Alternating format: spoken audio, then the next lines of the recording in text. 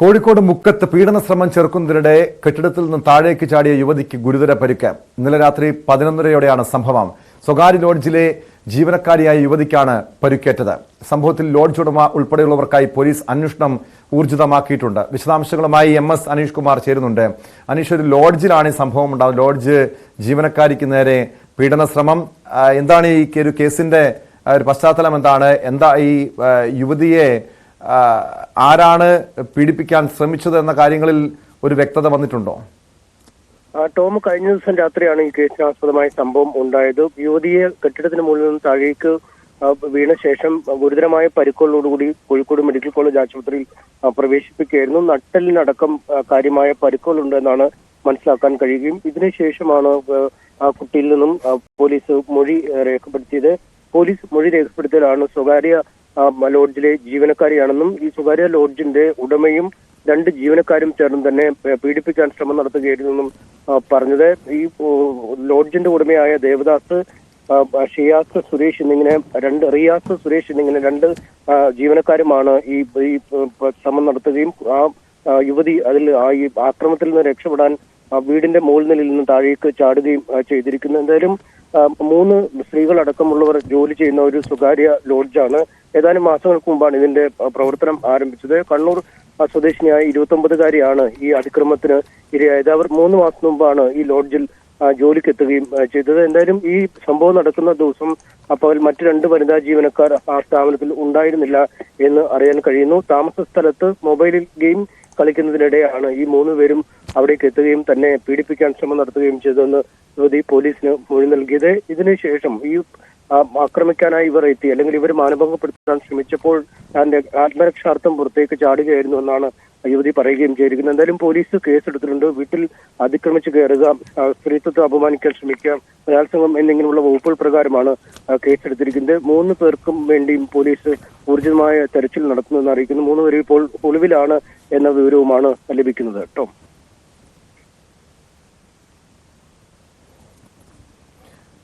ഇതിനു മുൻപ് ഈ ലോഡ്ജിൽ ഇതുപോലുള്ള സംഭവങ്ങൾ ഉണ്ടായിട്ടുണ്ടോ? കാരണം ആ ലോഡ്ജിന്റെ ഒരു സ്വഭാവം എന്താണ്? ഏതെങ്കിലും ഇതിലുള്ള വഴിവിട്ട ഇടപാടുകളൊക്കെ നടക്കുന്നൊരു സ്ഥലമാണോ അനീഷ് സ്ഥലം ഈ ലോഡ്ജ്?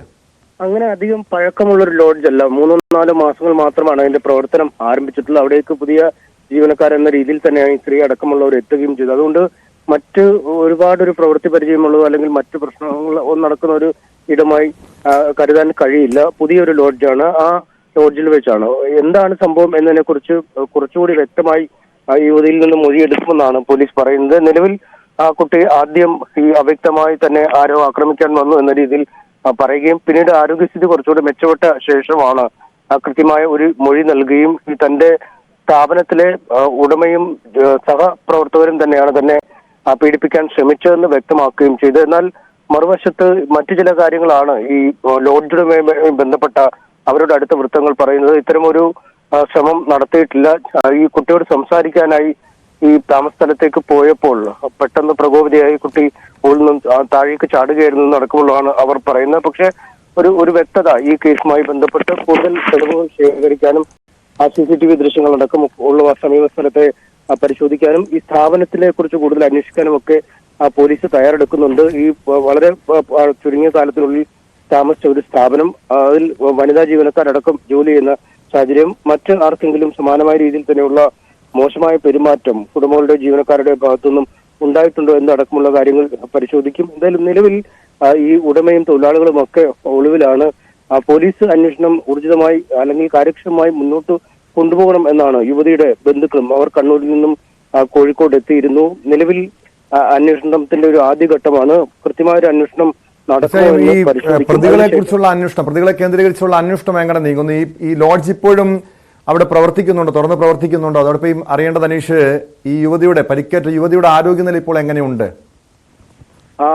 യുവതിയുടെ ആരോഗ്യനില മെച്ചപ്പെട്ടിട്ടുണ്ട് എന്നാണ് അറിയാൻ കഴിയുന്നത്. പക്ഷെ ഗുരുതരമായ പരിക്കുകളുണ്ട്. ഈ 1-ാം നിലയുടെ വീടിന്റെ ടെറസിന്റെ മുകളിൽ നിന്ന് താഴേക്ക് ചാടിയത് കൊണ്ട് തന്നെ ഗുരുതരമായ പരിക്കുകൾ ശരീരത്തുണ്ട്.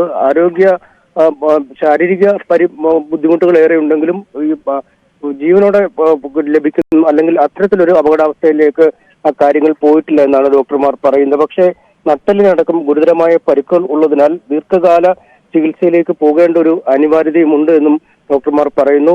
ഗുരുതരമായ പരിക്കുകളാണ് നിലവിൽ ഉള്ളത്. പക്ഷേ പ്രതികളെ കുറിച്ചുള്ള കൃത്യമായ വിവരങ്ങൾ ഇപ്പോഴും പോലീസിന് ലഭ്യമല്ല. അവരെക്കുറിച്ച് അന്വേഷണം നടത്തിയെങ്കിലും അവരുടെ തൊഴിലിടത്തോ അല്ലെങ്കിൽ വീട്ടിലൊക്കെ അന്വേഷിച്ച് പോലീസ് എത്തിയെങ്കിലും അവരെ കണ്ടെത്താൻ കഴിഞ്ഞിട്ടില്ല. മൊബൈൽ ഫോണുകൾ 3 പേരുടെയും സ്വിച്ച് ഓഫ് ആണ്. അവർ നിലവിൽ ഒളിവിലേക്ക് മാറിക്കഴിഞ്ഞിരിക്കുന്നു, അല്ലെങ്കിൽ ഒളിവിലാണ് എന്ന വിവരമാണ് ലഭിക്കുന്നത്. ഒരുപക്ഷെ മുൻകൂർ ജാമ്യ ഹർജിക്ക് അടക്കം കോടതിയെ സമീപിക്കാനുള്ള സാധ്യതയും തള്ളിക്കളയാൻ കഴിയില്ല.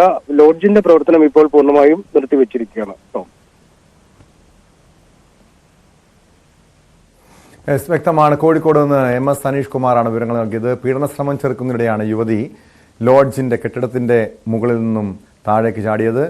ഈ പ്രതികൾക്ക് വേണ്ടി, ലോഡ്ജ് ഉടമ ഉൾപ്പെടെയുള്ള പ്രതികൾക്ക് വേണ്ടി അന്വേഷണം പോലീസ് ഊർജിതമാക്കിയിട്ടുമുണ്ട്. സ്പോട്ട് ലൈവിലേക്ക് തിരികെ എത്താം ഇടവേള കഴിഞ്ഞ്.